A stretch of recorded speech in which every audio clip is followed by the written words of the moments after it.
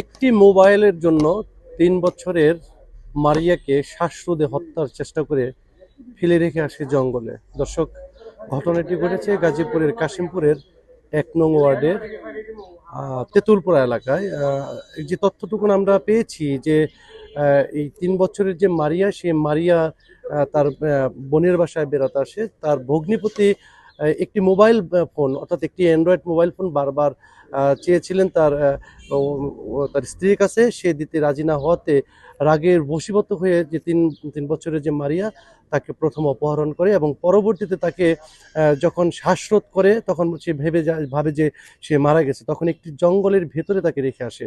আর তখন যখন সে বাসায় ফিরে আসে তখন তাকে মারিয়ার কথা জিজ্ঞেস করলে সে বলে যে তাকে মেরে ফেলা হয়েছে। তখন পুলিশের সহযোগিতায় জঙ্গল থেকে মারিয়াকে উদ্ধার করে এবং পরবর্তীতে হাসপাতালে নিয়ে গেলে মারিয়া বেঁচে যায়। দর্শক, কিছুক্ষণের মধ্যেই সেই যে সেই আসামিকে কিন্তু কাশিমপুর থানা পুলিশ বিজ্ঞ আদালতে প্রেরণ করবে। আমি একটু দেখাবো আপনাদের যে দর্শক, ৩ বছরের যে মারিয়া, সে মারিয়াকে শ্বাসরোধ হত্যার চেষ্টার যে মূল আসামি, সেই আসামিকে কিন্তু কাশিমপুর থানা পুলিশ বিজ্ঞ আদালতে নিয়ে যাওয়া হচ্ছে। এবং আমরা একটা বিষয় জানিয়ে রাখি যে একটি ফোনের কারণেই এই যে ৩ বছরের মারিয়া, সেই মারিয়াকে কিন্তু সে প্রথম অপহরণ করে এবং পরবর্তীতে সে মারিয়ার শ্বাসরোধ করে হত্যার চেষ্টা করে। এবং সে যখন মারিয়াকে শ্বাসরোধ করে তখন সে আর কথা না বলতে পারাতে সে মনে করে যে মারিয়া মারা গেছে। তখন সে তাকে একটি জঙ্গলের ভিতরে রেখে আসে এবং দেখতেই পাচ্ছেন যে এই মুহূর্তে কাশিমপুর থানা পুলিশের যে একটি পিকআপ ভ্যান, সেই পুলিশ পিকআপ ভ্যানে কিন্তু তাকে উঠানো হয়েছে বিজ্ঞ আদালতে নিয়ে যাওয়ার জন্য। আমরা তার পরিবারের সাথে কথা বলেছিলাম। সে পরিবার কিন্তু বলেছিলেন যে এই যে আসামি, সেই আসামি কিন্তু ফ্রি ফায়ার গেমেও কিন্তু আসক্ত এবং মাদকাসক্ত বলে আমাদেরকে জানিয়েছে। তবে আমরা যে তথ্যটুকু আরো পেয়েছি যে একটি ফোনের জন্য তার স্ত্রীকে বারবার বলেছিলেন, তার স্ত্রী এই ফোনের টাকা না দেওয়াতেই তার মনে একটি ক্ষোভ জাগে এবং সেই ক্ষোভ থেকে কিন্তু তার যে ৩ বছরের শালিকা মারিয়া, তাকে কিন্তু সে প্রথম অপহরণ করে এবং অপহরণ করার পরে কিন্তু তাকে শ্বাসরোধ করে জঙ্গলে ফেলে রেখে আসে। দর্শক, একটু দেখাতে চাই যে এই মুহূর্তে কাশিমপুর থানা পুলিশের যে একটি পিকআপ ভ্যান, সেই পুলিশ পিকআপ ভ্যানে কিন্তু সে আসামিকে কিন্তু বিজ্ঞ আদালতে নিয়ে যাওয়া হচ্ছে।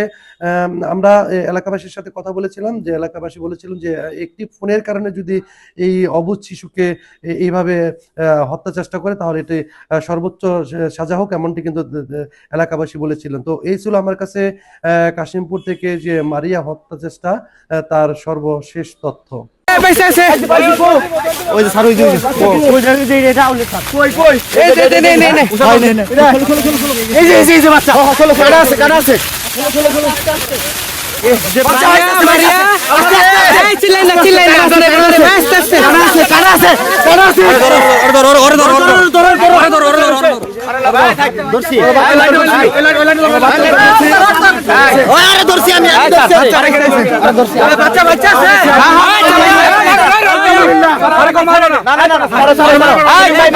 পরে জানতে পারলাম যে রুহুলেরই শালিকে ও নাকি অপহরণ করে নিয়ে গেছে, মহিলারা দেখছে।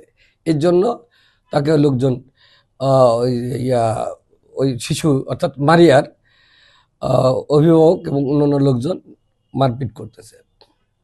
পরে ও স্বীকার যায় না যে কোথায় কি করছে না করছে। পরে পুলিশ সাদ্দাম বা তার টিম ব্যাপকভাবে জিজ্ঞাসাবাদ করলে এক পর্যায়ে স্বীকার যায় যে হ্যাঁ, সে বলে যে আমি তাকে হত্যা করে শ্বাসরোধ করে হত্যা করে আশুলিয়া থানাধীন কবিরপুর একটা জঙ্গল আছে, ওরা ওদের ভাষায় বলে যে পাহাড়ে লতা পাতা দিয়ে এবং ডালপালা দিয়ে ঢেকে রেখে আসছে। অর্থাৎ সেই আসামি রুহুল আমিনের দেখানো মতে ওই বাচ্চাটাকে ওইখানে পায়। বাচ্চাটা সেখান থেকে লতা পাতা ডালপালা সরিয়ে তাকে উদ্ধার করলেই বাচ্চাটা একবার চিৎকার করে অচেতন হয়ে পড়ে। এরপরে আমাকে ফোন দিয়ে জানায় এবং ওইটার একটা ভিডিও পাঠায় আমার কাছে। তখন আমি বললাম যে আচ্ছা, আপনি দ্রুত তাকে হাসপাতালে নিয়ে যান। তখন আমাদের